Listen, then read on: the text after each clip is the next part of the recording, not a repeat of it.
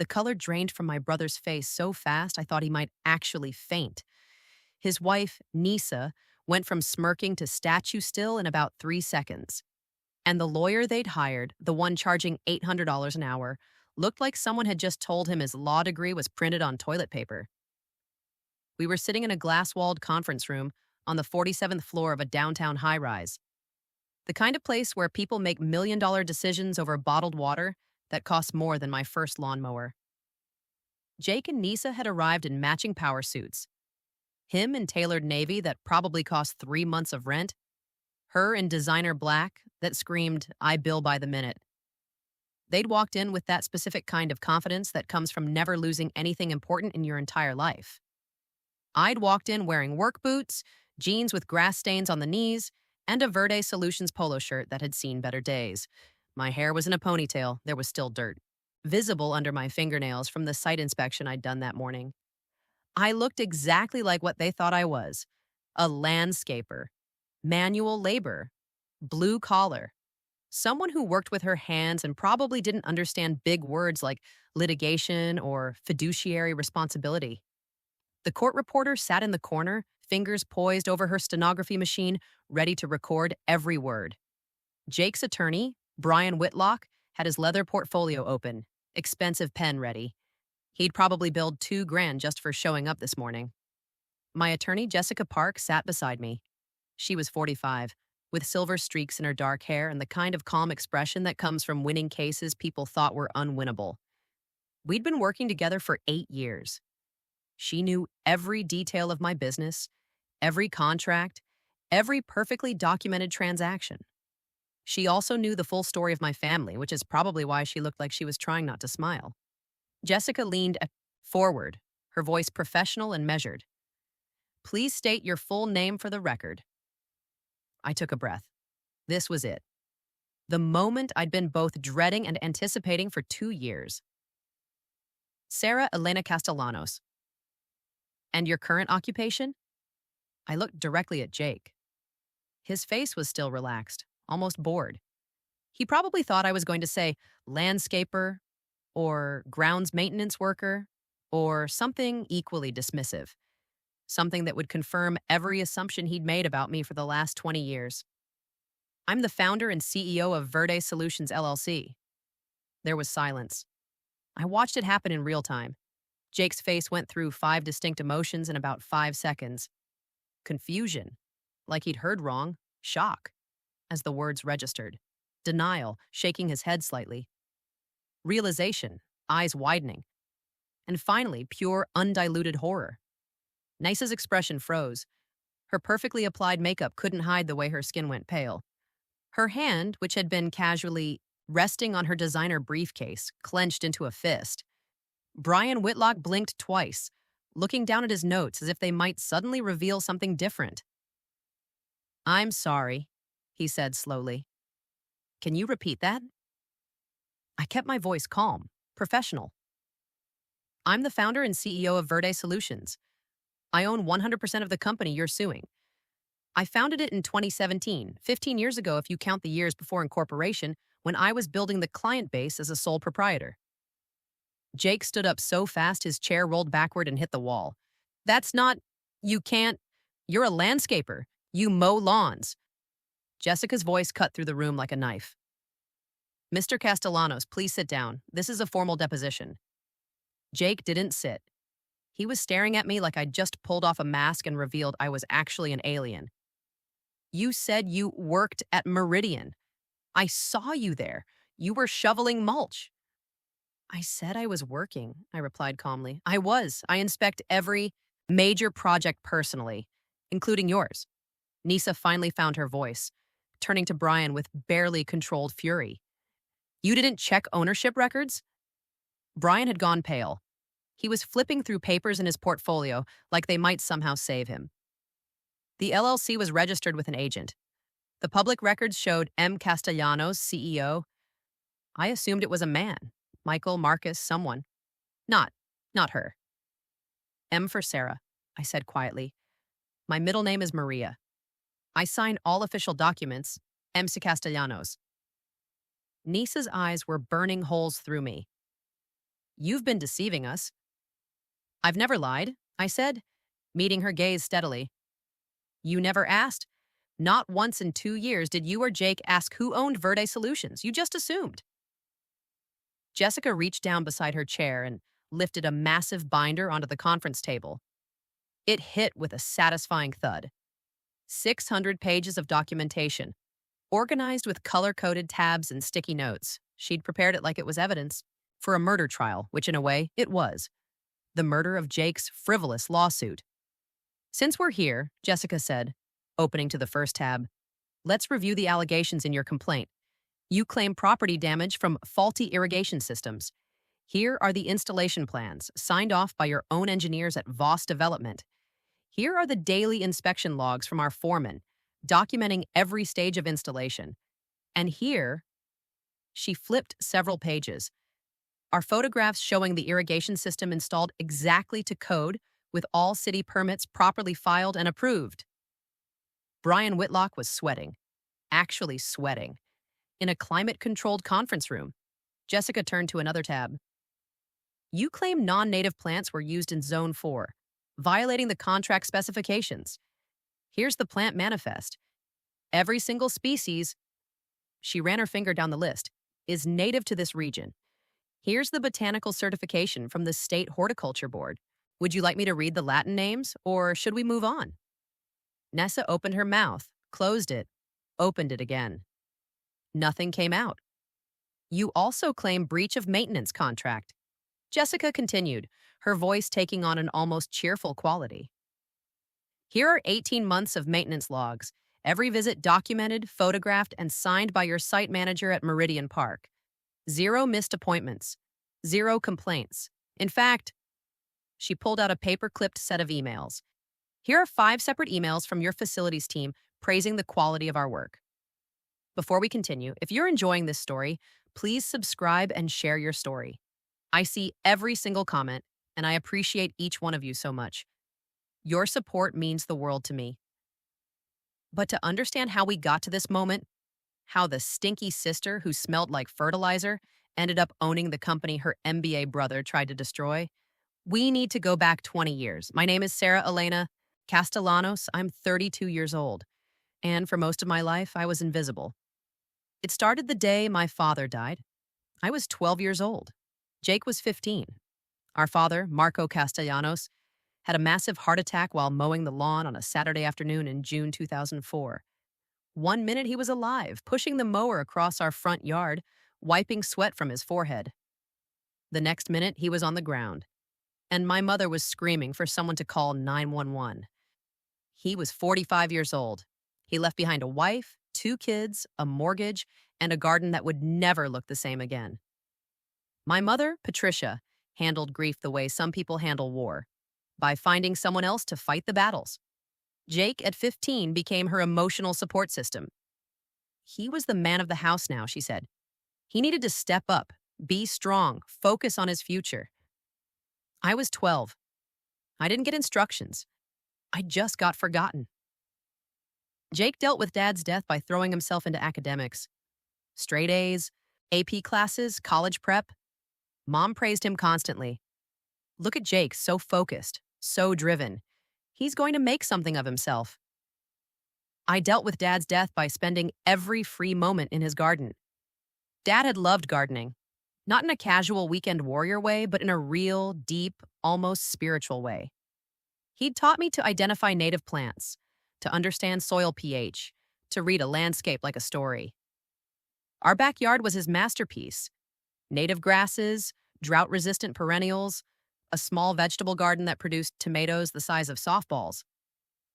After he died, I couldn't let it die too. So I watered. I weeded. I pruned. I mulched. I spent hours out there, dirt under my nails, grass stains on my knees, keeping his garden alive because I couldn't keep him alive. Mom didn't see it as healing. She saw it as playing. At least Jake is focusing on his future, she'd say to her friends on the phone, her voice carrying through the kitchen window to where I was deadheading roses. Sarah's just playing in dirt. I don't know what to do with her. The first time Jake said it out loud was a Thursday afternoon, about 4 months after Dad died. I was in the backyard, planting tomato seedlings that I'd started from Dad's saved seeds. Jake came outside, saw me there on my knees, and his lip curled. Dad's gone and you're still wasting time with gardening? That's not a real skill. I looked up at him, dirt on my hands, sun in my eyes. Dad said growing things is the most real skill there is. Jake's face hardened. Dad's dead, Sarah. Time to grow up and live in the actual world. He walked back inside. I sat there in the dirt, holding a tomato seedling, and felt something crack inside my chest. Not anger yet, just hurt. Just the beginning of understanding that I was going to be alone in this family. By the time I was 13, I'd figured out something important. If nobody was going to give me attention for existing, I might as well make money. I started mowing. Neighbors' lawns for $20 a yard. Mrs. Henderson, 3 doors down, was my first client. Her husband had back problems and couldn't do it anymore. I knocked on her door, offered my services, and she said yes. $20 doesn't sound like much now, but in 2005, to a 13-year-old who'd never had an allowance because mom said we couldn't afford it while Jake needed money for SAT prep courses, $20 was everything. I mowed her lawn every Saturday. She paid me in cash. She also told her friend, Mrs. Patterson, who told her sister, who told her bridge club. By the end of summer, I had 15 clients and $300 in a shoebox under my bed. Jake thought it was hilarious. My sister's a lawn boy, he'd tell his friends. She literally mows lawns for pocket change. It's embarrassing. Mom didn't stop him. She never stopped him. By 14, I'd saved enough to buy a used commercial mower from a landscaping company that was upgrading their equipment. It was old, needed maintenance, but it cut grass like a dream. I hired my first employee, a classmate named Tommy Chen, who needed extra money and didn't mind working weekends. I taught him everything Dad had taught me. We split the earnings 60-40, and suddenly I had 25 clients. At 15, everything changed. One of my regular clients, Mr. Okafor, mentioned that he owned a small office park and was unhappy with his commercial landscaping company. They were expensive, unreliable, and the results were mediocre. He asked if I'd be interested in bidding on the contract. I said yes. I had no idea what I was doing. I spent 2 weeks researching commercial landscaping. I went to the library. This was 2007. Google existed, but I didn't have regular internet access. And read books on landscape architecture, irrigation systems, native plant design. I drew up a proposal by hand, calculated my cost down to the penny, and submitted a bid that was 30% cheaper than his current company. I got the contract. $12,000 for the year, more money than I'd ever imagined. Jake was 16 by then, deep into his college application process. Mom had hired an expensive college consultant to help him. They'd spend hours at the dining room table, polishing his essays, strategizing about which schools would be impressed by his resume. I never asked for help with homework. Nobody offered. At 16, I was studying horticulture manuals during lunch period and running a small landscaping business after school. I had 40 residential clients and 3 commercial contracts. I'd hired 4 part-time workers, all high school classmates who needed jobs. I was making $30,000 a year, paying my workers fairly, and saving every remaining penny. At dinner one night, Jake looked at me across the table and wrinkled his nose. "You smell like grass clippings. Can you at least shower before we eat?" Mom laughed. "Jake has a point, Sarah. You need to take pride in your appearance." I'd showered. I always showered. But the smell of cut grass and soil gets into your skin after a while. It becomes part of you. Dad used to say he could smell a garden on someone who really loved plants. It was a compliment in his world. In Jake's world, it was a punchline. By 18, everything was set in stone. Jake got accepted to the state university with a partial academic scholarship. Mom told everyone it was a full ride. It wasn't. She paid $40,000 over 4 years. Money from Dad's life insurance and savings. Jake studied business administration, joined a fraternity, networked. I enrolled at the local community college part-time, taking classes in horticulture, business management, and accounting. I paid my own tuition with cash. I attended classes 3 days a week and ran my landscaping business the other 4 days. I didn't live in a dorm or go to parties or join clubs. I lived at home, worked 16-hour days, and built something real. Mom's narrative to her friends was simple. Jake's at university getting his degree. Sarah couldn't handle college, so she's doing landscaping. The truth was, I couldn't handle being broke. I couldn't handle asking Mom for money when she'd already decided Jake was the investment worth making. So, I invested in myself instead.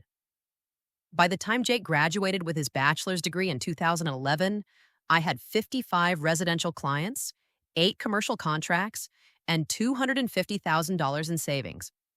I'd incorporated as Sarah's Lawn Care, hired 12 full-time employees, and purchased 3 trucks and professional-grade equipment. Jake moved back home to pursue his MBA. Mom paid another $40,000 for that degree. I remember her explaining it to her book club friends. It's an investment in his future. He's going to do such great things. Nobody asked what I was doing, which was fine. I was busy learning something Jake would never understand. How to build a business from the ground up without a safety net. The MBA took Jake 2 years. During that time, I made the pivot from residential to commercial landscaping. I started targeting corporate clients, office parks, hospital systems, university campuses. My specialty was sustainable landscaping, native plants, water conservation, low-maintenance designs that saved clients money long-term. I won contracts because I was good, because I showed up on time, stayed under budget, and delivered results that exceeded expectations. I wasn't the cheapest option, but I was the best value. Clients referred me to their colleagues. My reputation grew. Jake graduated with his MBA in 2013 at age 24. He had a degree, debt, and no job offers. The economy was still recovering from the recession, and it turned out an MBA doesn't guarantee anything except that you know how to make PowerPoint presentations and use business jargon. He moved back home. Again. Meanwhile, I turned 23 and quietly crossed the $500,000 mark in revenue. I had 20 full-time employees and contracts with 2 Fortune 500 companies. I bought my first house, a small 3-bedroom in a decent neighborhood. I paid cash. I was still driving my 15-year-old pickup truck because it worked, and replacing it felt like wasting money I could reinvest in the business. Then Mom remarried. His name was Jackson Voss. He was 62, a wealthy real estate developer who'd been widowed 5 years earlier. He had money, connections, and a very specific worldview. Manual labor was for people who couldn't do better. Mom met him at some charity gala. They dated for 8 months and got married in a small ceremony at his country club. I wasn't invited to help plan the wedding. Jake was the best man. I was seated with the distant cousins. Jackson took one look at my business and saw a failure. "Your daughter works hard," he told Mom in my presence like I wasn't standing right there. "I'll give her that, but she'll never build anything significant with a lawnmower." Jake, now 25, with his shiny MBA and 0 job prospects, became Jackson's project. Within a month of the wedding, Jake had a position at Voss Development as Vice President of Development. The salary was $150,000. The actual responsibilities were minimal. Show up to meetings, look presentable, learn the business. Jackson bought Jake a BMW as a signing bonus. I was still driving my truck. Family dinners at Jackson's house became showcases for Jake's supposed success. Jackson would hold court at the head of the table, talking about his latest development projects, and Jake would nod along, offering observations that sounded smart but meant nothing. "The key is leveraging synergies," Jake would say, and Jackson would beam with pride. I'd show up straight from job sites sometimes, still in work clothes, and Nessa, Jake's girlfriend at the time, soon to be his wife, would whisper to him just loud enough for me to hear, "Does she always smell like that?" The table would laugh. Mom would laugh. I'd eat in silence and leave early. Uncle Raphael, my father's younger brother, was the only one who saw through it. He was a lawyer, a quiet man who'd built his own successful practice over 30 years. He'd helped me incorporate my business back when I was starting out, set up the LLC structure, made sure everything was legal and protected. One night after dinner, he caught me in the driveway as I was leaving. "You're letting them think you're just a worker?" he asked, leaning against my truck. "They don't ask. I don't lie. I just don't correct them." Raphael smiled. "Your father would be proud. You're building something real while they build facades." He paused, then added quietly, Let them underestimate you. The moment they know you're successful, they'll try to take it. Family and business. It's a dangerous combination. Be ready. I thought he was being paranoid. I was wrong. When I turned 25 in 2017, I received my inheritance from Dad's estate, $125,000. Jake had received his at 25, 3 years earlier. He'd spent it immediately. Down payment on a condo, a luxury car to replace the BMW Jackson had given him, expensive furniture. I took my $125,000 and officially incorporated Verde Solutions LLC. I used the money to purchase commercial-grade equipment that would last a decade, hire 5 more full-time employees, bringing my team to 25, secure liability insurance and all necessary contractor licenses for major commercial work, set up a proper corporate structure with Uncle Raphael's help. That last part was crucial. Raphael helped me structure the LLC to protect my privacy. The company was registered with his law office as the agent. My name wasn't on any public-facing documents. All contracts were signed M. Castellanos, CEO, using my middle name, Maria, gender neutral, forgettable, anonymous. Why hide? I'd asked him. You're not hiding, he'd said. You're protecting yourself. Let the company's work speak for itself. If clients want to know who you are, they'll ask. If they don't ask, he shrugged, then they don't need to know. It was the best advice anyone ever gave me. By age 28, Verde Solutions was bringing in $5 million a year. We had 40 employees. We'd won the Sustainable Business of the Year award from the State Chamber of Commerce. I was invited to speak at industry conferences. Clients included 3 Fortune 500 companies and 6 major corporate office parks. Jake, at age 31, had achieved exactly one thing: marrying Nisa Hayes. Nisa came from old money. Her father was a federal judge. Her mother sat on the boards of 3 major nonprofits. Nisa herself was a corporate attorney at a mid-sized firm, making decent money but always aware she was one of many lawyers competing for a partner. She took one look at Jake, good-looking, well-connected through Jackson but professionally useless, and saw a project. She could shape him, mold him, turn him into someone worth her pedigree. They got married in 2019. The wedding cost $150,000. Jackson paid for most of it. I was invited, but seated with Mom's second cousins. At the reception, Nisa pulled Mom aside, and I overheard them talking. What does Sarah actually do? Nisa asked. Oh, she has a little landscaping business, Mom said dismissively. Mows lawns, plants flowers. It keeps her busy. And Jake? Jake is vice president at Voss Development. He's being groomed to take over when Jackson retires. They're talking about him running his own division soon. Nisa nodded approvingly. Good breeding shows. I stood 20 feet away, holding a glass of champagne I hadn't touched, wearing a dress I'd bought specifically for this wedding, and I felt that familiar sensation, invisible, dismissed, worthless in their eyes. But here's what they didn't know. Verde Solutions had just signed a 3-year contract with a major university system. $8 million. I'd been approached by a national landscaping company about selling Verde Solutions. Their offer was $12 million. I'd turned it down. I owned my house outright. No mortgage.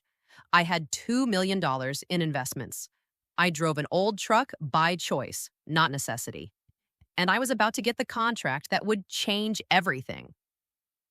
In 2020, Jackson Voss announced his biggest project yet, Meridian Corporate Park. 12 buildings, state-of-the-art office complex, premium tenants. The landscaping alone would be a $2.3 million contract over 5 years. Jake convinced Jackson to let him manage the landscaping selection. I need to prove I can handle a project, Jake had said. Jackson agreed.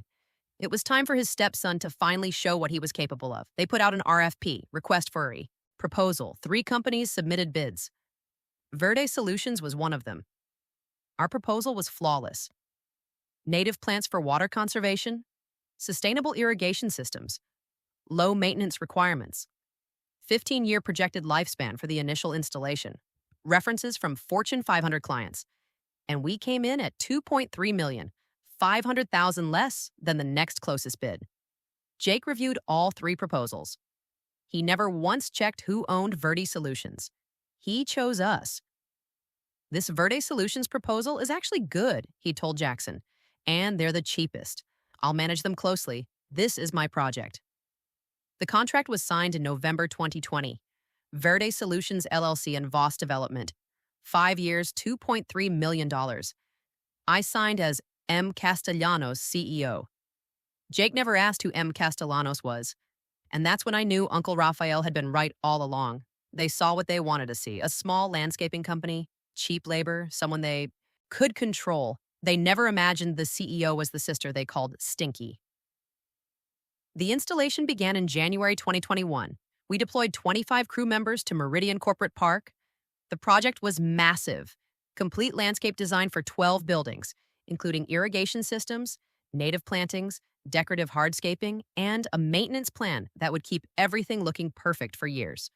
Timeline, 8 months. Budget, $2.3 million, but I knew we could do it for less. I always came in under budget. It was one of my competitive advantages. I personally oversaw every major project. It's how I'd built my reputation. The CEO who wasn't afraid to get her hands dirty. So I was on site at Meridian 3 days a week, directing crews, checking quality, making adjustments. I wore my standard work clothes. Jeans, Verde Solutions polo, work boots, hair pulled back. I looked exactly like what I was, someone who worked in landscaping. The crew respected me because I knew what I was doing. I could install an irrigation system, identify plant diseases, operate every piece of equipment we owned. I wasn't some executive who stayed in an office. I was in the dirt with them. Jake started showing up monthly to supervise. The first time he saw me, he didn't recognize me. We'd been estranged for about 2 years at that point. I didn't attend family dinners anymore. I was too busy running a company, and honestly, I was tired of being the punchline. Jake walked up to where I was directing the crew near Building 7. I was reviewing the irrigation layout with my foreman, pointing out where we needed to adjust the sprinkler heads to avoid overwatering the native grasses. "Excuse me," Jake said. "I'm looking for the project manager." I turned around. Our eyes met. For a moment, there was nothing. Then recognition flickered across his face. "Sarah." His voice was a mix of confusion and something else, maybe embarrassment. "What are you doing here?"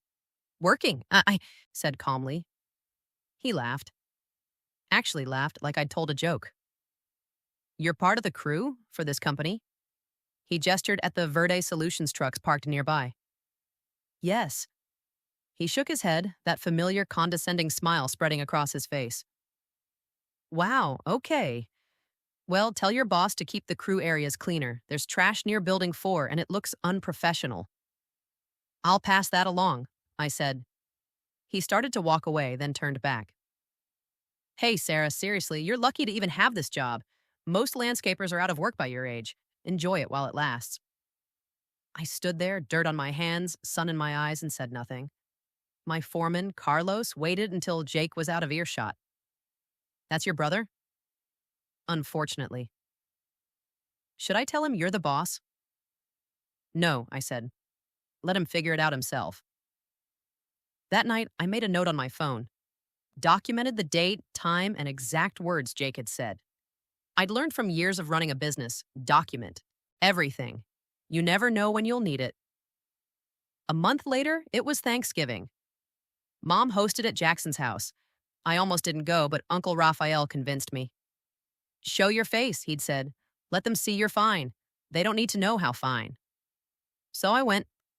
I'd worked a 12-hour day, finished a site inspection at Meridian, and drove straight to Jackson's house. I was wearing clean clothes, jeans, and a sweater, but I probably did smell like soil and grass. That scent gets into everything. Jake was already holding court when I arrived, telling Jackson and Nessa about his brilliant management of the Meridian project. "I'm managing this landscaping company. They're small, local, but I'm keeping them on track.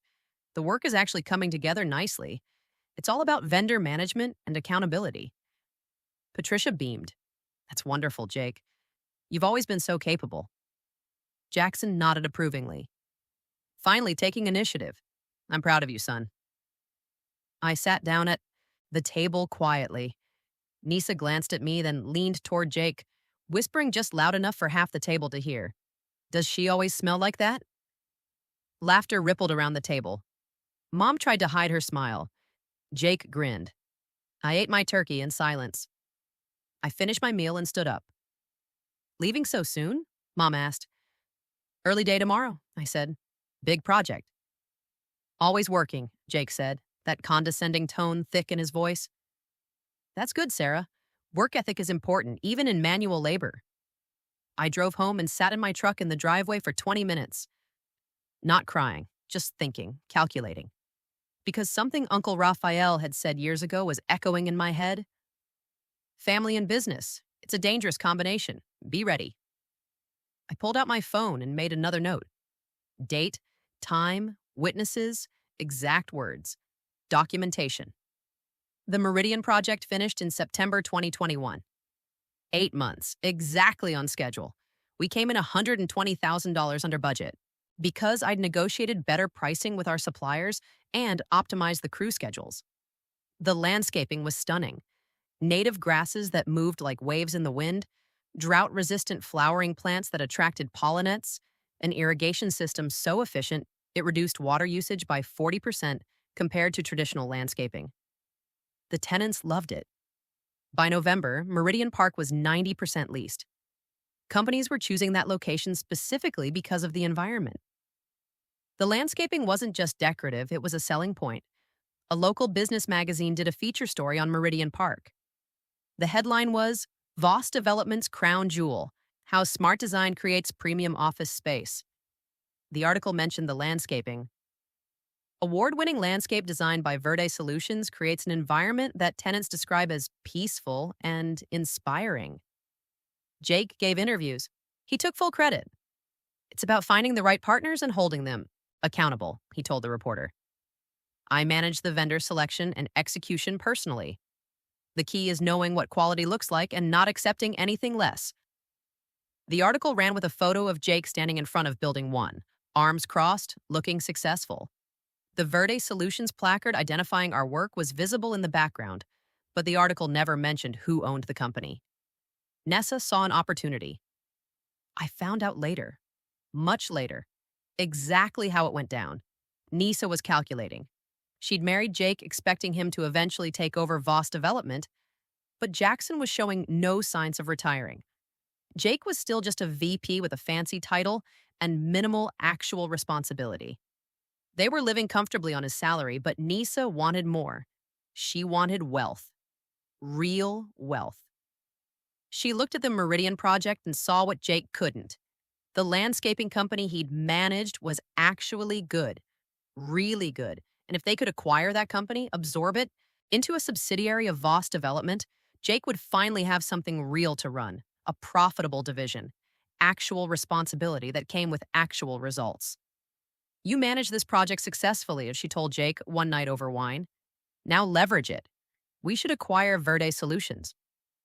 They're too small, Jake said. Would they even sell? Nisa smiled. Everyone has a price, and if they don't sell, we pressure them. Find flaws in their work, threaten litigation, force a settlement that includes acquisition of the company. That seems extreme, Jake said. The landscaping actually looks great. It's negotiation, Nessa explained.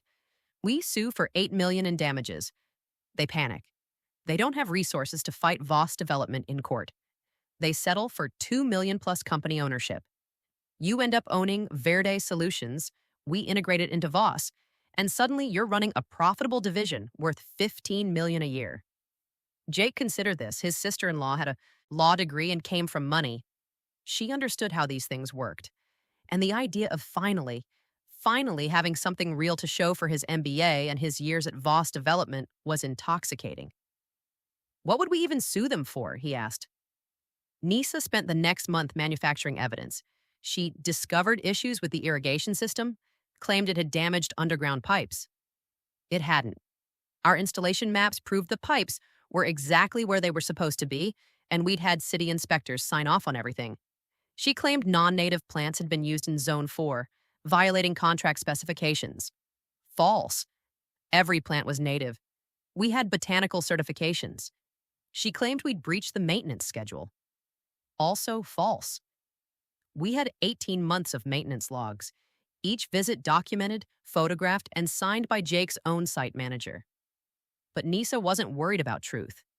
She was worried about pressure. Small companies settled frivolous lawsuits all the time because fighting was expensive. She assumed Verde Solutions would be no different.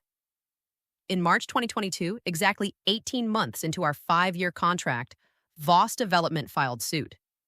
Voss Development LLC versus Verde Solutions LLC. The complaint alleged gross negligence, fraud, breach of contract, $8 million in damages. Voss issued a press release. We are committed to quality and accountability. When vendors fail to meet standards, we take action to protect our investments and our tenants. The press release went out to local business media. It was picked up by the Business Journal, the Chamber of Commerce newsletter, 3 industry publications. Voss Development was a respected name. Verde Solutions was nobody. Or so they thought. The lawsuit arrived at my office on a Tuesday morning.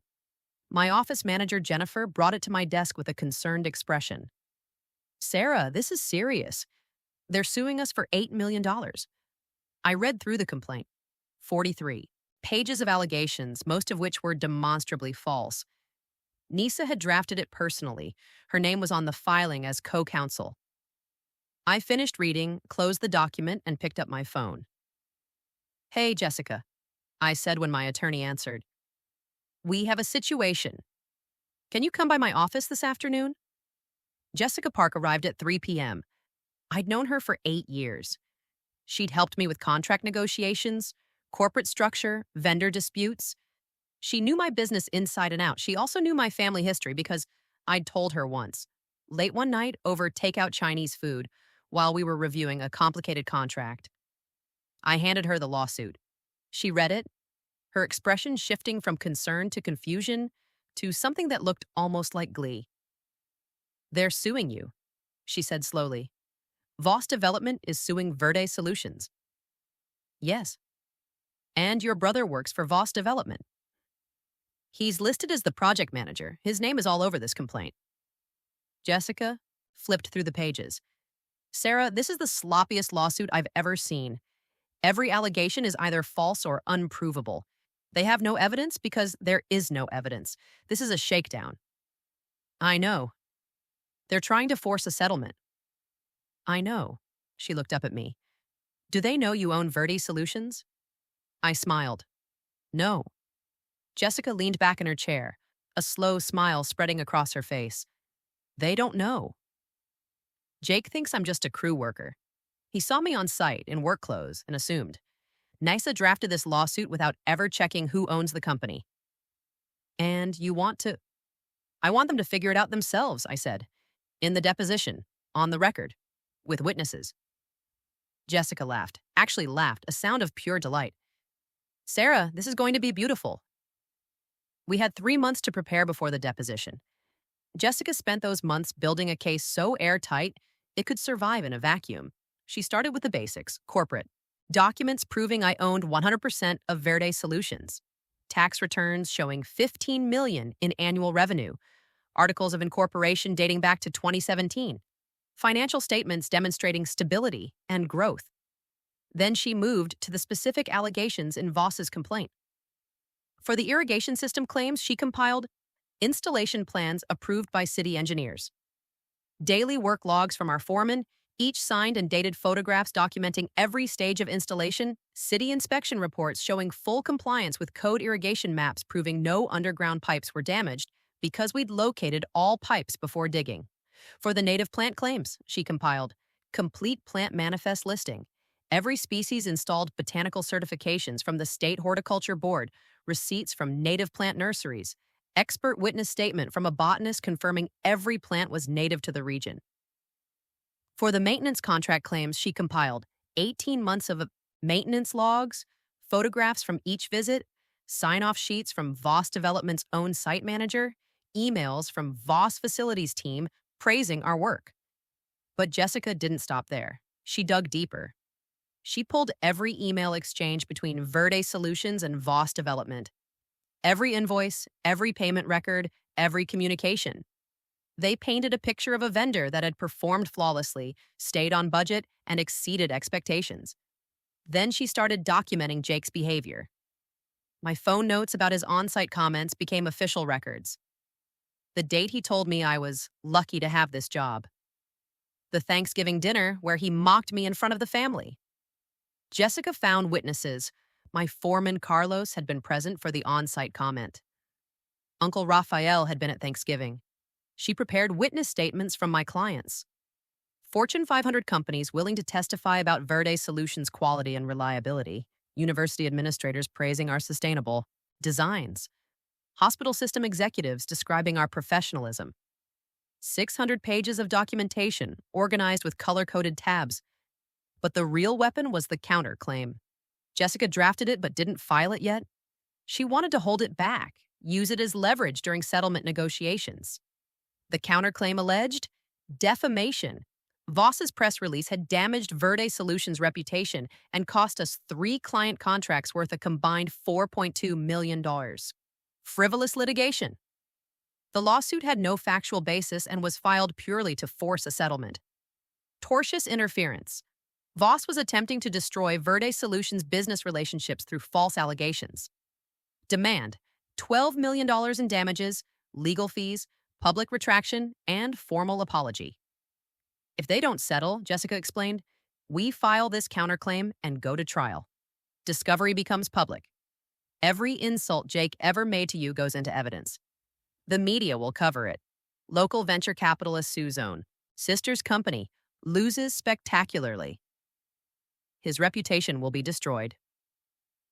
I sat in Jessica's office, reviewing the counterclaim, and felt something I hadn't felt in years. Not anger anymore, not hurt. Something colder, something sharper, justice. They called me the Stinky sister my entire life, I said quietly. Jake told me I'd never amount to anything. My mother chose his lies over my truth every single time. I'm not doing this for revenge, Jessica. I'm doing this for the 12-year-old girl who was told her father's garden was a waste of time. Jessica nodded. Then let's make sure she gets justice. The deposition was scheduled for June 15, 2022, 3 months after the lawsuit was filed. Standard timeline for commercial litigation. The week before Jessica and I met one final time to review strategy. They're going to be shocked, she said. Probably angry. Jake might lose his temper. Good. Nisa will try to salvage it. She's a lawyer. She'll see immediately how bad. This is for them. Also good. Their attorney, Brian Whitlock, is expensive, but not particularly smart. He bills by the hour and probably didn't do basic due diligence because Jake and Nisa seemed confident. I smiled. Expensive lawyers aren't always good lawyers. The court reporter will document everything. Once they realize you own the company, every word they say will be recorded. We want them uncomfortable. We want them panicking. Panicked people make mistakes. What if they want to settle immediately, before we even finish the deposition? Jessica shook her head. We finish the deposition. We get everything on the record. Then we negotiate. I want Jake's apology documented under oath. I want Nisa's complicity visible. I want Brian Whitlock's incompetence preserved for posterity. You're enjoying this, I said. Jessica grinned. I've spent 8 years watching you build something remarkable while your family treated you like garbage. Yes, Sarah, I'm enjoying this. Immensely. The night before the deposition, I didn't sleep much. Not from nerves, I'd prepared too thoroughly for nerves, but from anticipation. I kept thinking about 12-year-old me, kneeling in my father's garden after he died, trying to keep his plants alive because I couldn't keep him alive. I thought about 13-year-old me, mowing lawns for $20, saving every penny. I thought about every dinner where Jake mocked me, every time Mom dismissed my work, every moment I'd been invisible in my own family. I thought about my father, about what Uncle Raphael had said. Your father saw this coming. He told me before he died, Jake will always be Patricia's favorite, but Sarah is the one who'll make me proud. He was right. Dad had set up equal inheritance for both of us, but he'd structured mine differently. He'd wanted to protect me. Even dying, even knowing he wouldn't be there to defend me, he'd tried to give me tools to defend myself. I fell asleep around 3 a.m. and dreamed of gardens.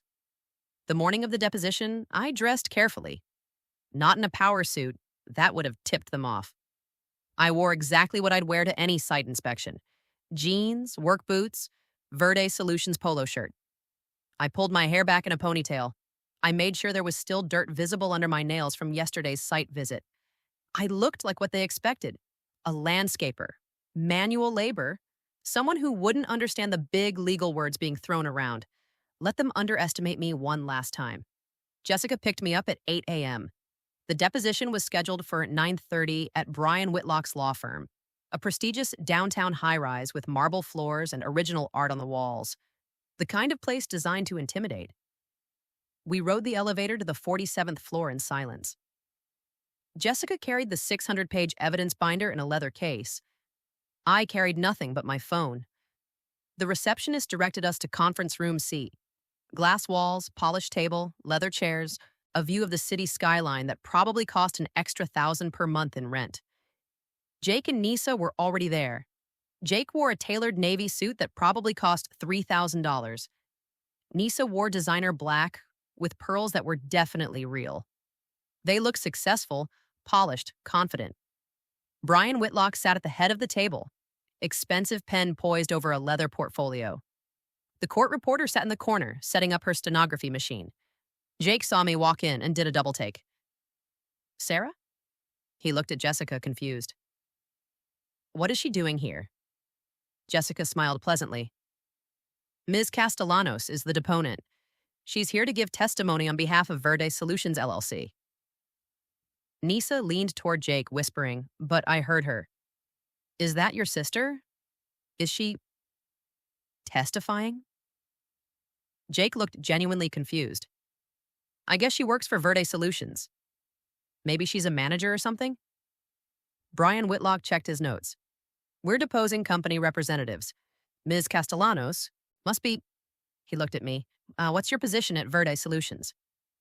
"We'll establish that on the record," Jessica said smoothly. We all sat down. The court reporter positioned her fingers over the keys. Brian Whitlock clicked his pen.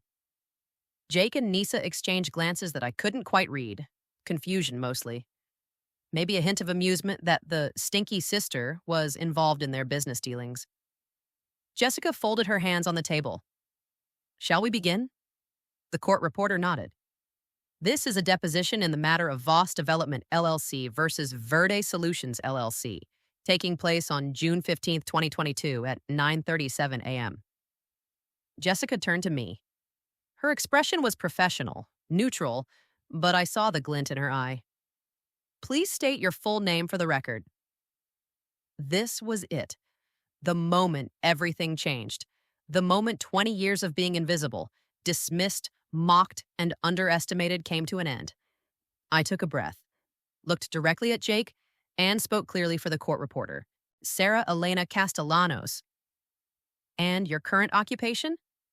Jake was still looking mildly confused. Nessa was checking something on her phone. Brian Whitlock was reviewing his notes, barely paying attention. "I'm the founder and CEO of Verde Solutions, LLC." The silence that followed was absolute. I watched Jake's face cycle through emotions. Confusion, shock, denial, realization, horror. It took about 5 seconds. It felt like an hour. Nisa's head snapped up from her phone. Her perfectly composed expression cracked. Brian Whitlock's pen stopped moving. He stared at me like I'd just announced I was from Mars. "I'm sorry," Brian said slowly. "Can you repeat that?" I kept my voice steady, professional. "I'm the founder and CEO of Verde Solutions. I own 100% of the company you're suing. I founded it in 2017. I've been running it for 15 years if you count the years before incorporation, when I was building the client base as a sole proprietor." Jake stood up so fast his leather chair rolled backward and hit the glass wall with a thud. "That's not, you can't, you're a landscaper. You mow lawns." Jessica's voice cut through the room like a blade. "Mr. Castellanos, please sit down. This is a formal deposition." Jake didn't sit. He was staring at me like reality had just rearranged itself into a shape he didn't recognize. "You said you worked at Meridian. I saw you there. You were shoveling mulch. You were giving orders to the crew like you were. He stopped. The realization hit him mid-sentence. Like I was the boss? I finished calmly. I was. I inspect every major project personally, including yours. Nisa found her voice, turning to Brian with barely controlled fury. You didn't check ownership records? Brian was pale, flipping through papers in his portfolio like they might somehow save him. The LLC was registered with an agent, Rafael Castellanos Law Offices. The public record showed M. Castellanos, CEO. I assumed it was a man, Michael, Marcus, someone. Not, he gestured helplessly at me, not her. M for Maria, I said, my middle name. I sign all official documents, Emma Castellanos. It's not a secret, it's just nobody ever asked. NASA's eyes were burning holes through me. You've been deceiving us. I've never lied, I said, meeting her gaze steadily. You never asked? Not once in 2 years did you or Jake ask who owned Verde Solutions. You just assumed. You saw me in work clothes with dirt under my nails and you assumed I was just crew. You assumed I was nobody. Because you let us, Nisa snapped. No, I said quietly. You wanted to believe it. It fit your narrative better. If this story is hitting close to home, I hope you'll stick around because what happens next is worth every second. Drop a like if you're rooting for me. It means the world. Jessica reached down beside her chair and lifted the massive evidence binder onto the conference table. It landed with a thud that echoed in the glass-walled room. 600 pages of documentation, color-coded tabs jutting out like accusatory fingers. Since we're here, Jessica said, her voice taking on that pleasant, dangerous quality that meant someone was about to have a very bad day. Let's review the allegations in your complaint. You claim property damage from faulty irrigation systems. She opened to the first tab, the pages crisp and organized. Here are the installation plans, signed off by your own engineers at Voss Development on March 3rd, 2021. Here are the daily work logs from our foreman, Carlos Rodriguez, documenting every stage of installation. Each log is signed, dated, and includes photographic evidence. She flipped several pages, each one landing with deliberate precision. And here are photographs showing the irrigation system installed exactly to code, with all city permits properly filed and approved. Inspector's signature right here. Date, September 15th, 2021. 0 violations noted. Brian Whitlock was sweating. Actually sweating. In a climate-controlled conference room that probably cost $500 an hour to rent. Jessica turned to another tab. You claim non-native plants were used in Zone 4, violating contract specifications. Here's the plant manifest. Every single species, she ran her finger down the list, is native to this region.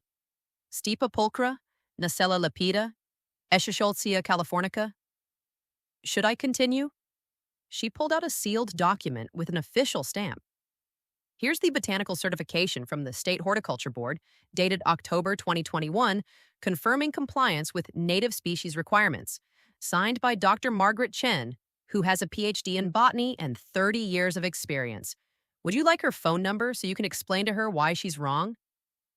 Nisa opened her mouth, closed it, opened it again. Nothing came out. You also claim breach of maintenance contract, Jessica continued, clearly enjoying herself now. Here are 18 months of maintenance logs, every visit documented, photographed, and signed by your site manager. She pulled out a sheet. David Morrison, who is employed by Voss Development. His signature appears here and here and here. 0 missed appointments. 0 complaints filed.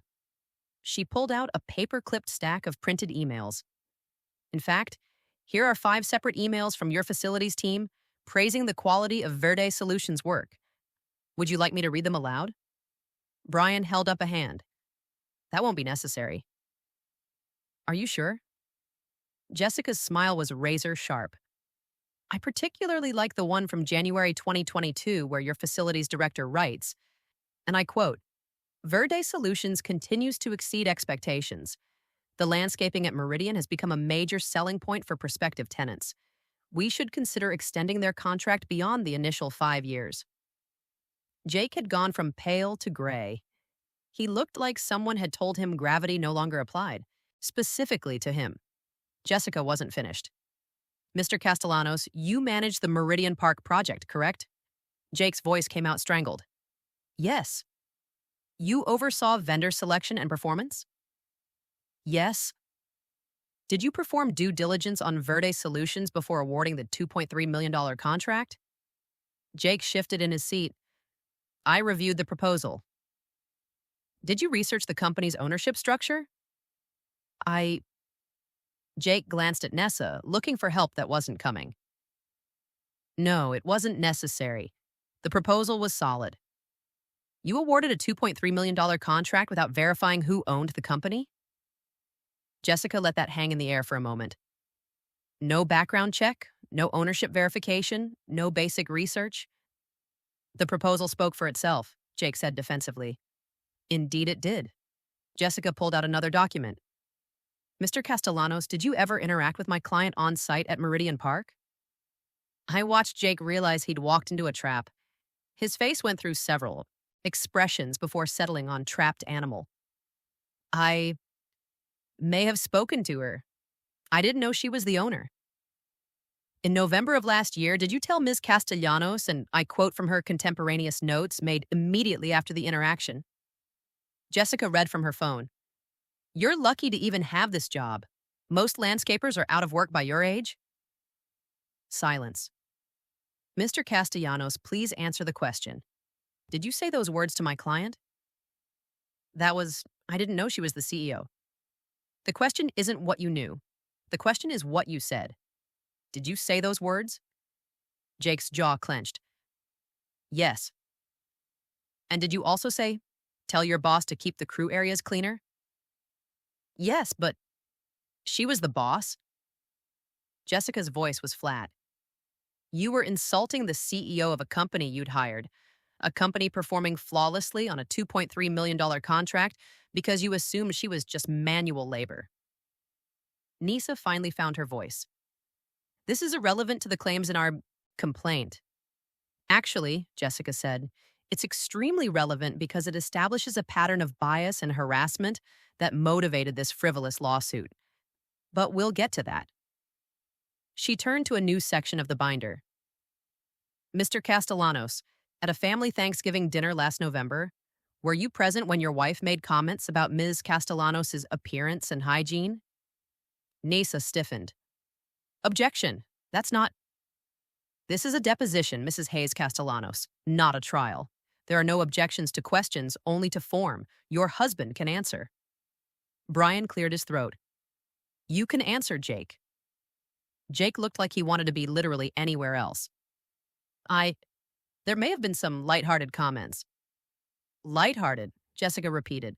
Your wife said, and I quote from the testimony we've prepared from a witness who was present, your uncle Rafael Castellanos, by the way. Does she always smell like that? While my client was at the table, after working a 12-hour day running a $15 million company, you consider that lighthearted? Jake said nothing. Let the record show the witness is not responding, Jessica said to the court reporter.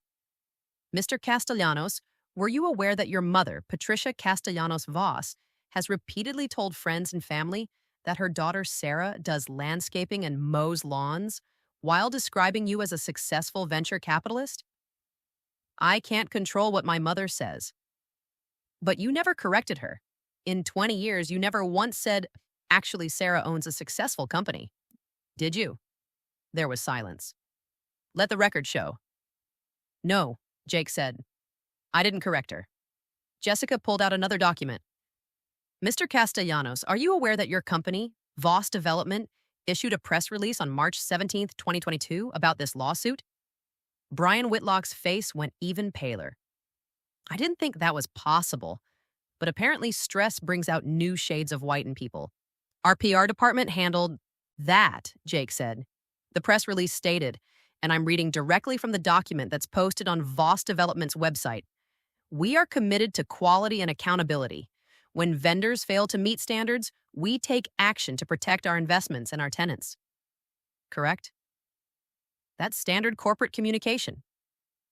Standard corporate communication, that publicly accused Verde Solutions of failing to meet standards.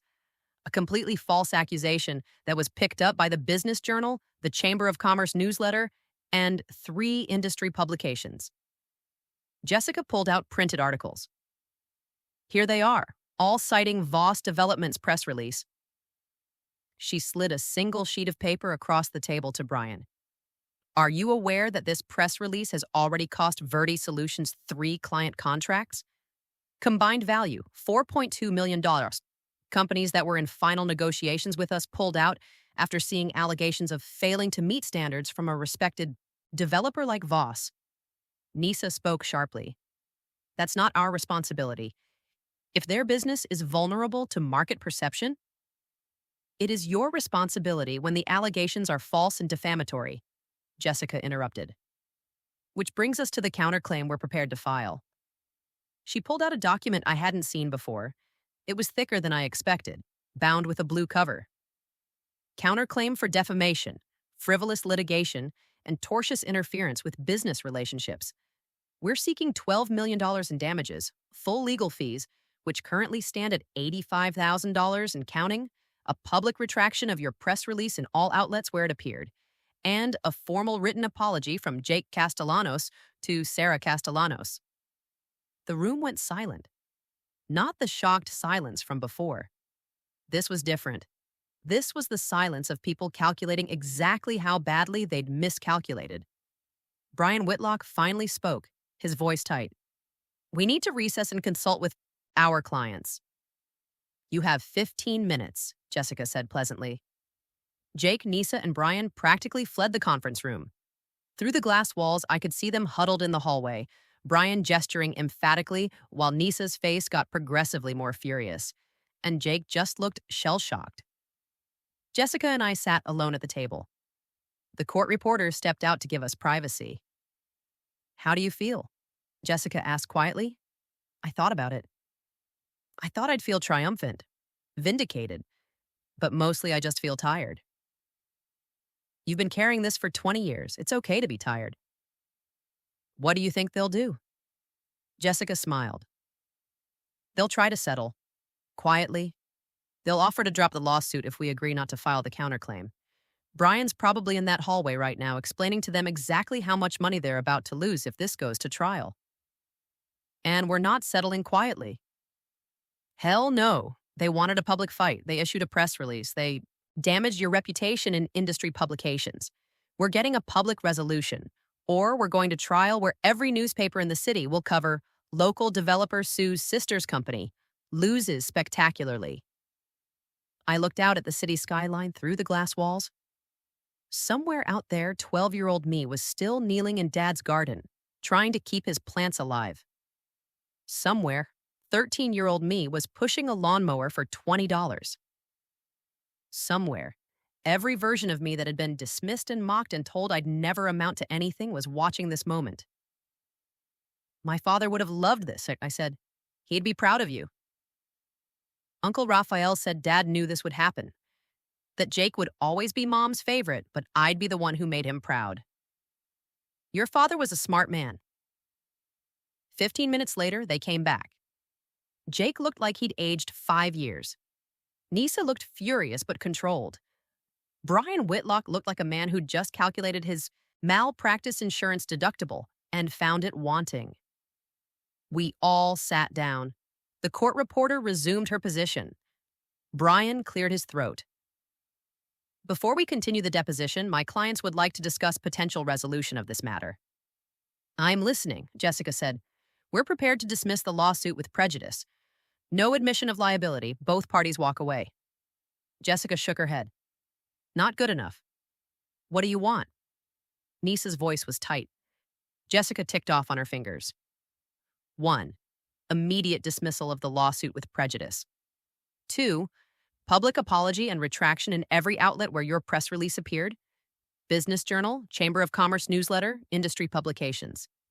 3. Payment of Verde Solutions legal fees, currently $85,000. 4. Payment for the 3 lost contracts your defamation cost us, $4.2 million. 5. Personal written apology from Jake Castellanos to Sarah Castellanos to be read aloud at a family gathering of Ms. Castellanos' choosing. $4 million? Jake's voice cracked. We don't have that kind of cash. Brian spoke quietly. You'll have to liquidate assets, the condo, possibly the vehicles. Your family may need to provide financial assistance. Nysa turned to Jake, her voice ice cold.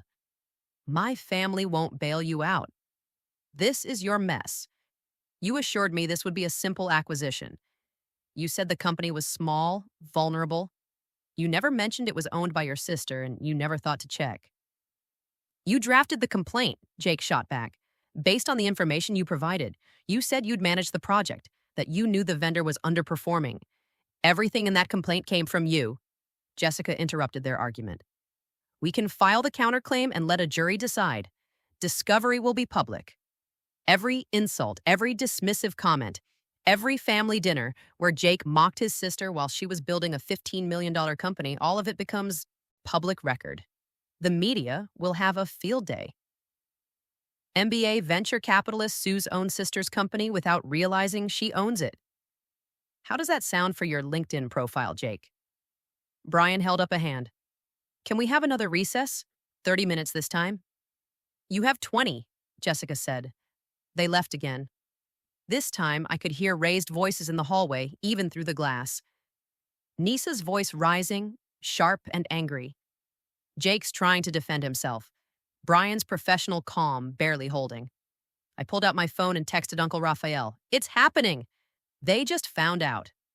His response came immediately. Your father is smiling somewhere. Call me after. Jessica was reviewing her notes, adding figures to a legal pad. They're going to counter-offer. Probably try to get the lost contracts amount down to something more manageable, but we're not budging on the apology or the retraction. What if they refuse? What if they want to go to trial? Jessica looked up at me. Then we go to trial, and we win. Sarah, you have to understand. This is the most airtight case I've seen in 15 years of practice. They have no evidence because there is no evidence. Every allegation in their complaint is demonstrably false, and we have documentation for everything. But trials are expensive, time-consuming, which is why they'll settle.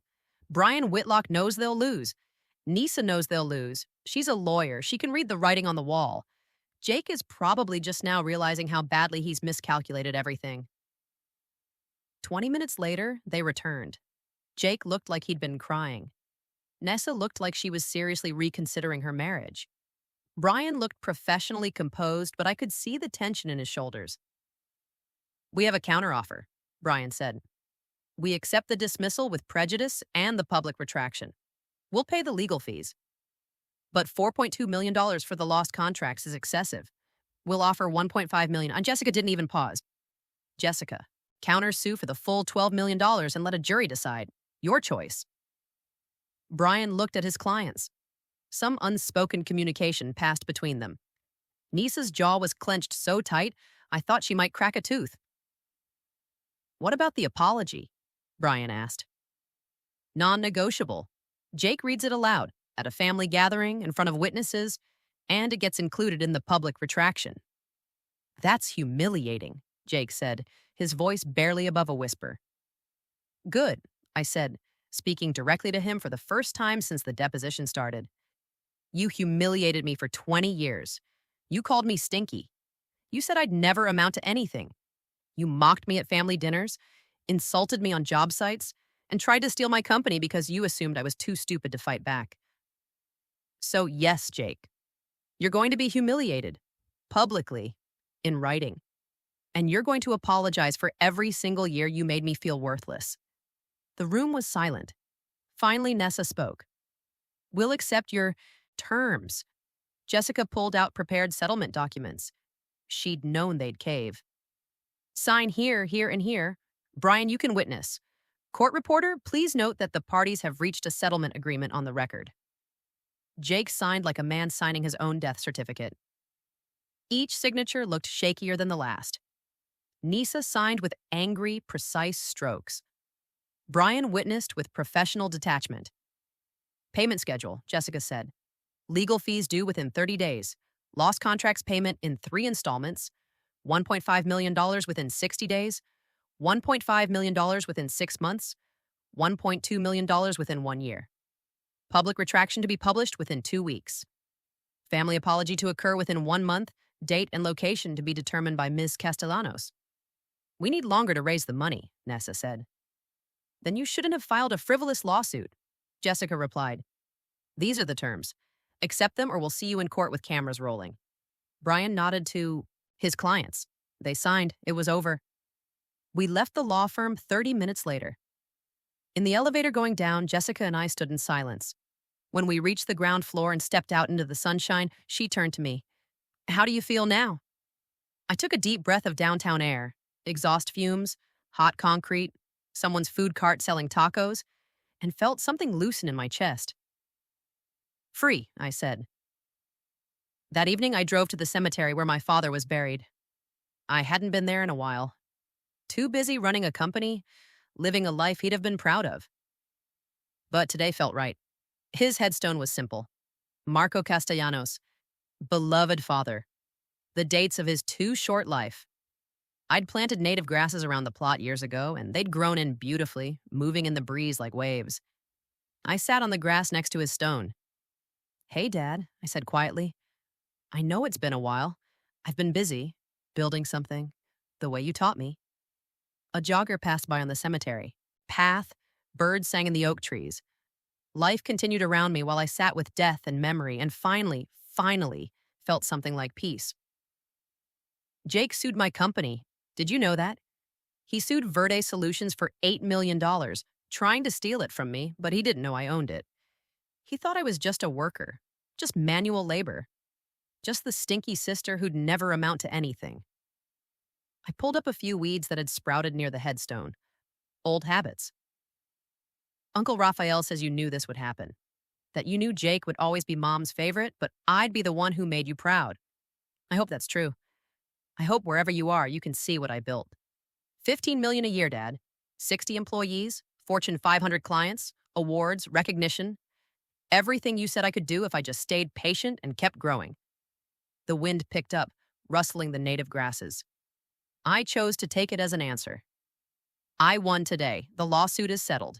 Jake has to pay me $4.2 million and apologize in front of the whole family. I should feel happy about that, but mostly I just feel tired. Tired of fighting.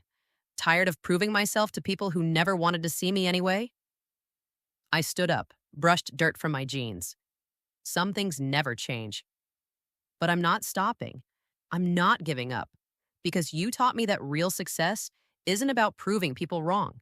It's about staying true to yourself and doing good work and building something that matters.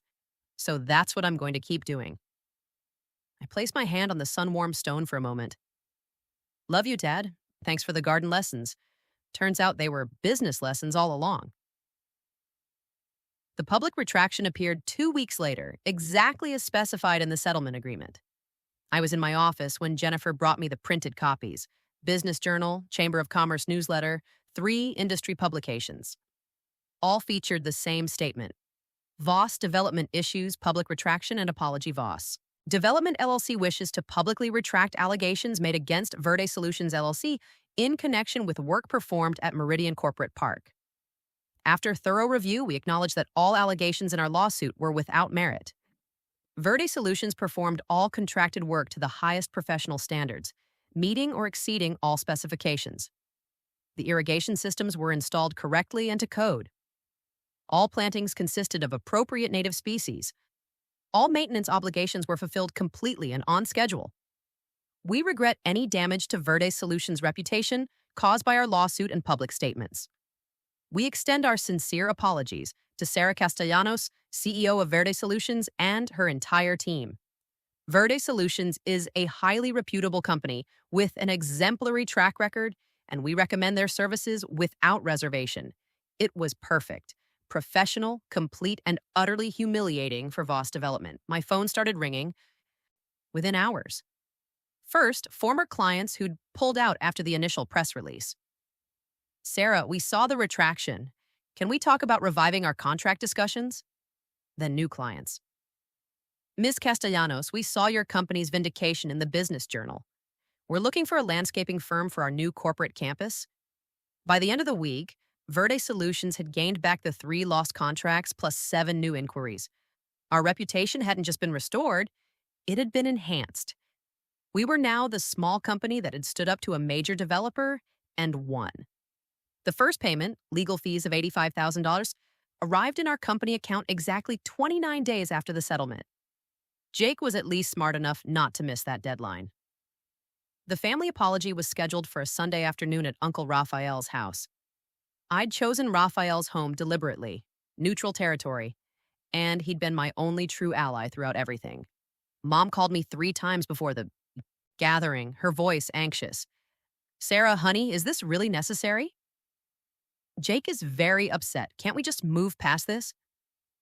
"Mom," I said calmly, "Jake sued my company for $8 million. He tried to destroy my business. He needs to apologize, and you need to hear it."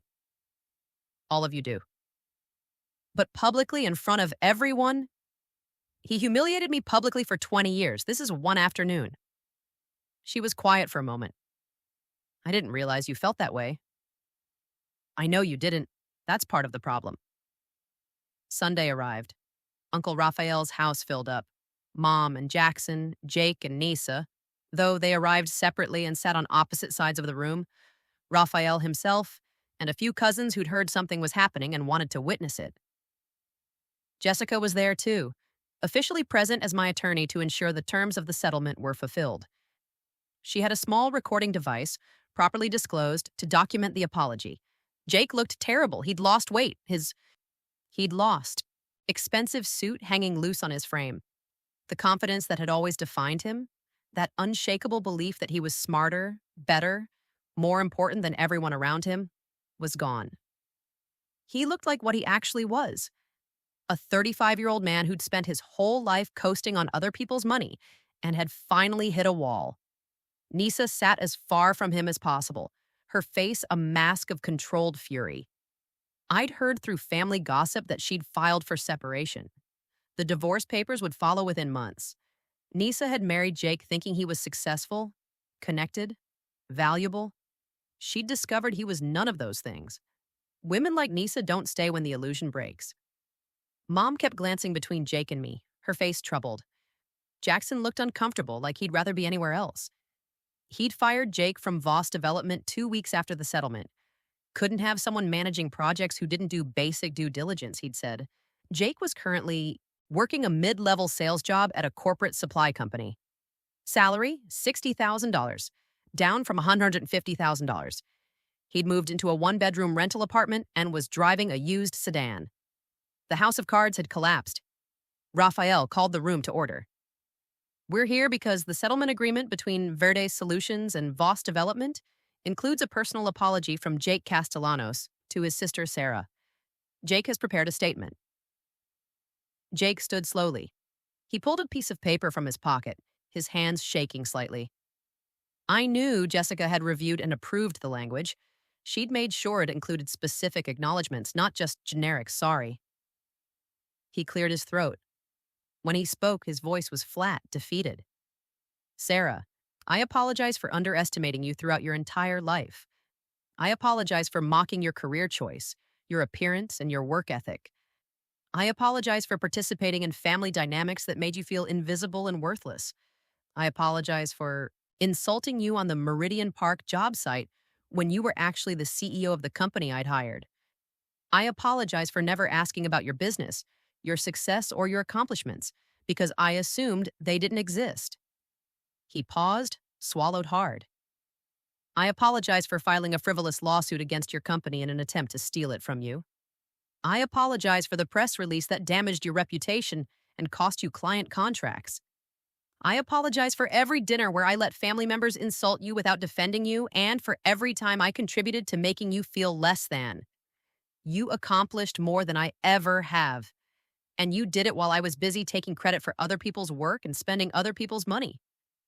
The room was absolutely silent. Mom had tears running down her face. Jackson was staring at his hands. The cousins looked fascinated and horrified in equal measure. Jake looked up from the paper and met my eyes for the first time. I was jealous. I've Been jealous since we were kids. Dad loved your garden work, and I couldn't understand why.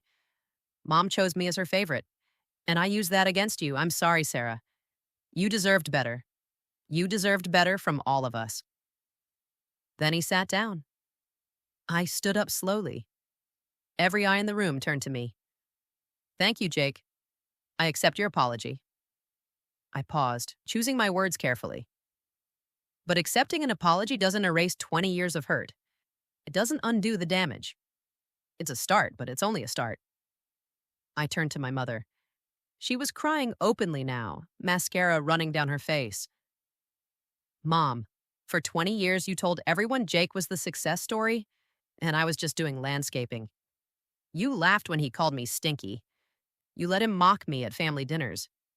You chose his version of reality over asking me about mine. You never once asked what I was building. You never asked about my business, my clients, my growth. You just assumed I was failing because Jake told you I was. I didn't know, Mom whispered. I didn't realize. You didn't want to realize. It was easier to believe Jake was the golden child and I was the disappointment. It fit your narrative better. I pulled out my phone and showed her Verde Solutions website. The client list, the projects, the awards, the revenue numbers. This is what I built while you were busy praising Jake's failures. $15 million a year, 60 employees, Fortune 500 clients, industry awards. I did this alone, without family support, without recognition, without anyone believing in me, except Dad and Uncle Raphael. Mom stared at the phone screen like it was written in a language she didn't understand. Why didn't you tell me? I did. 3 years ago at Christmas. I said, I started my own landscaping business and it's growing. You said, that's nice, dear, and changed the subject to Jake's new car within 10 seconds. Uncle Raphael was there. He remembers. Raphael nodded. I do. You didn't want to see it. I continued, my voice steady. You wanted to see Jake as successful and me as struggling. It made your world make sense. The son who went to college, got the MBA, married well, he was supposed to be the winner. The daughter who got dirty for a living was supposed to need rescuing. Except I never needed rescuing. I just needed to be seen. I'm sorry. Mom's voice broke. I'm so sorry, Sarah. I believe you. But sorry doesn't fix 20 years of being invisible. Sorry doesn't undo all the times you chose Jake over me, his lies over my truth, his version of who I was over who I actually am. I looked around the room at all of them. I built something real. I built it from dirt and sweat. And my father's garden lessons. I built it while you all assumed I was failing. And you know what? Your assumptions gave me camouflage. Nobody watched me. Nobody tried to control me. Nobody expected anything from me. So I was free to build exactly what I wanted, exactly the way I wanted. I turned back to Jake. You tried to take that from me. You tried to steal my company because you thought I was too small, too stupid, too insignificant to fight back. But I fought back. And I won. Not because I'm smarter than you, Jake, though I might be. I won because I built something real while you built facades. I won because I documented everything while you assumed nobody was watching. I won because I stayed patient for 20 years while you got comfortable underestimating me. I picked up my bag. The settlement is fulfilled. Jessica has recorded everything. We're done here legally. Whether we're done personally, whether there's any relationship to salvage, that's up to all of you, but it starts with seeing me. Actually seeing me. Not as Jake's sister, not as the one who disappointed you, as Sarah, the woman who built a $15 million business you didn't think was possible. I walked toward the door. Uncle Raphael followed me out to my truck. Your father would have given you a standing ovation, he said quietly. I wish he could have been here. He was. In every word you said. In everything you've built. Raphael squeezed my shoulder. You did good, Mika. You did real good. I drove home as the sun was setting, painting the sky in shades of gold and pink and purple. My phone buzzed, multiple messages. Mom, please call me when you're ready. I want to understand. A cousin. Holy shit, Sarah. 15 million? I had no idea. Another message, this one from a number I didn't recognize. Ms. Castellanos, this is David Morrison from Voss Development. I was the site manager at Meridian. I just wanted to say I always knew you were running the show. You do good work. Best of luck. And finally, one from Jessica. You handled that perfectly. Legal obligation fulfilled. Now go live your life. I pulled into my driveway, my house, paid for in cash, mine, and sat in my truck for a moment.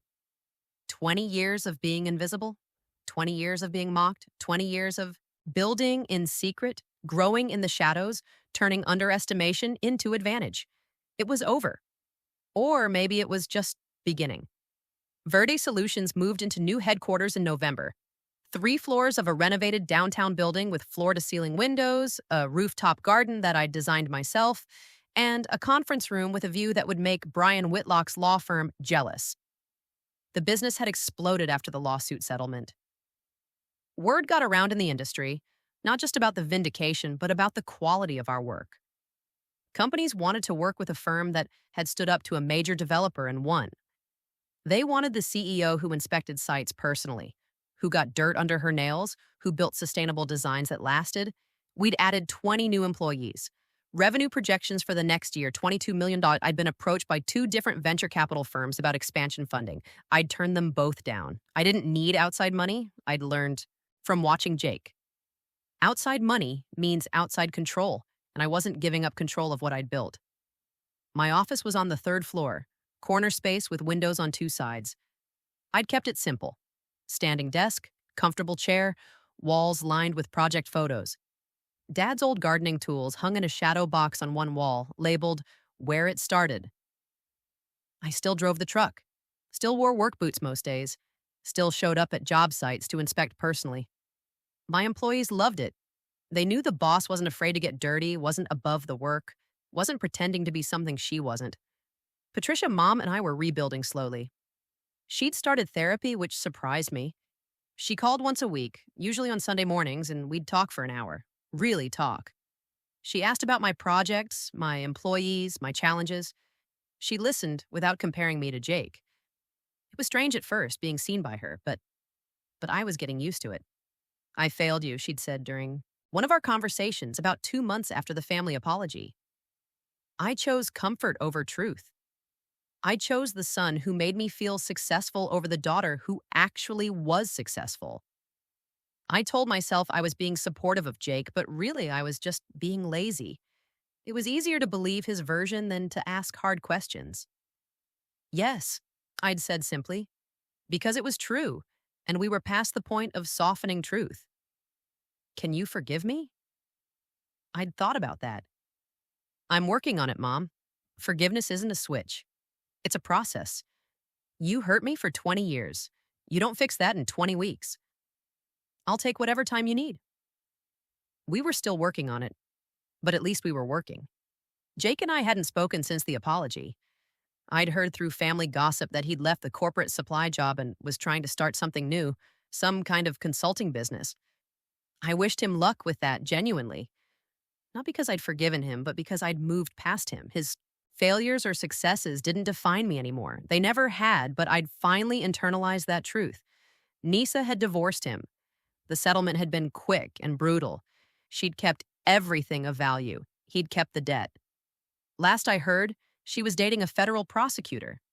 Women like Nessa always land on their feet, usually on top of someone else.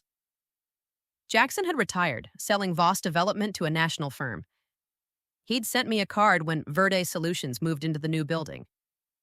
You built something real, respect. It wasn't an apology, but it was acknowledgement. I'd take it. Uncle Raphael visited the new office on opening day, walking through slowly, taking it all in. Your father planted the first seed, he said, standing in my office, looking out at the city. You grew the whole forest. I'm a lawyer, not a poet. He smiled. But you know what I mean. Marco would lose his mind if he could see this. His little girl, running a $22 million company, employing 60 people, winning industry awards, changing landscapes, literally and figuratively. I showed him the shadow box with Dad's tools. I keep them where I can see them. Reminder of where I came from. And where you're going? Wherever the work takes me. That's what Dad taught me. The work matters. The rest is just noise. The first major project in our new downtown headquarters was a contract from the city, $8.5 million to redesign the entire riverfront park system. Sustainable native plantings, new irrigation infrastructure, accessibility improvements, a 20-year maintenance plan. It was the biggest public works project Verde Solutions had ever won. The kickoff meeting was in our new conference room. City officials, parks department, environmental groups, community representatives. 20 people around the table, all of them looking at me, the woman in work boots and Verde Solutions polo who was about to spend $8.5 million of public money to transform their city. Before we begin, I said, standing at the head of the table, I want to tell you a story about my father. Marco Castellanos was an electrician. He spent 40 years working with his hands, providing for his family. But his real passion was gardening. He taught me that growing things, whether plants or businesses or communities, is about patience, care, and respecting the environment you're working in. I pulled up the project renderings on the screen. That's what we're going to do with your riverfront. We're not imposing a design on the space. We're working with what's already there, enhancing it, protecting it, making it accessible to everyone who wants to enjoy it. Native plants that support local ecosystems, water features that don't waste resources, gathering spaces that bring people together. I clicked to the next slide. Budget breakdown, completely transparent. We're going to do this right. Under budget if possible, on schedule absolutely, and with documentation of every decision we make. When this project is finished in 18 months, you're going to have a riverfront that your grandchildren will still be enjoying 50 years from now. The Parks Department director raised her hand. Ms. Castellanos, I've read about the lawsuit Voss Development filed against your company. I need to know, are there any lingering concerns we should be aware of? I smiled. That lawsuit was filed because a developer tried to steal my company without realizing I owned it. Every allegation was proven false. We were vindicated completely, and they paid a settlement of over $4 million plus a public retraction. If you'd like to see the documentation, I'm happy to provide it. But the short version is, they learned not to underestimate the Stinky sister who does yard work. The room laughed. The tension broke. We got down to business. That evening, I stood on the roof garden of our new building, looking out at the city lights, my city, the place where I'd built something, from nothing, where I'd turned underestimation into advantage, where I'd proved that manual labor and business brilliance weren't opposites, they were partners. My phone rang. Mom. Hi, honey. How was your first day in the new office? Good. Really good. We kicked off the riverfront project. That's the big city contract? $8 million? 8.5. Yes. Sarah, I'm proud of you. I know I should have said that 20 years ago, but I'm saying it now. I'm proud of what you've built. Not because of the money, though that's impressive. I'm proud because you stayed true to yourself. You didn't become someone else to prove you were worthy. You just kept being you, kept doing the work, and let the results speak for themselves. I felt something loosen in my chest. Thanks, Mom. Are you happy? I thought about it. Happiness is a complicated thing. I was successful, certainly. Vindicated. Financially secure. But happy? Yeah, I said finally. I am. It's not perfect. There are still hard days, difficult clients, employees with problems, projects that stress me out. But it's mine. I built it. Nobody can take it from me. And that feels pretty damn good. Your father would be so proud. I hope so. I know so. He saw it in you from the beginning. When you were 12 years old, spending hours in his garden after he died, he would have seen what I couldn't. That you were building something, learning patience, understanding systems, growing. We talked for another 20 minutes. When I hung up, the city lights had multiplied. A constellation of human endeavor spread out below me. I pulled up photos on my phone. Dad's garden, the one I'd maintained after he died. Me at 13, standing next to my first commercial mower. My crew at the first big project. The Meridian Park completion. The family apology, captured by Jessica's recorder. The new headquarters on opening day. A story told in images. From dirt to empire, from invisible to undeniable. My phone buzzed with a message from one of my foremen. Boss, you need to see the riverfront site tomorrow. We found something interesting in the soil composition. Might change our planning strategy. I smiled and typed back, I'll be there at 7 a.m. Bring the soil tests, because that's who I was. The CEO who showed up at dawn with dirt under her nails. The woman who built a $22 million company without losing herself in the process. The daughter who honored her father's lessons by growing them into something larger than either of them could have imagined. They'd called me the Stinky sister. They'd assumed I was failing. They'd underestimated me for 2 decades. And I'd used every moment of their underestimation to build an empire they never saw coming. The strongest revenge isn't destroying someone who hurt you. The strongest revenge is building something so undeniably excellent that their attempts to diminish you become transparent, laughable, obviously rooted in their own insecurity, rather than your inadequacy. I'd done that. 20 years of patient growth, strategic documentation, and refusing to play by their rules. 20 years of building in the dirt while they built facades in boardrooms. And in the end, the dirt won. Because you can't fake a garden. You can't shortcut sustainable growth. You can't pretend your way to a native ecosystem that thrives for decades. You have to do the work. The real work. The work that gets your hands dirty and your knees grass-stained and your reputation built on results rather than talk. Dad knew that. Uncle Raphael knew that. And now, finally, everyone else knew it too. I looked out at the city one more time.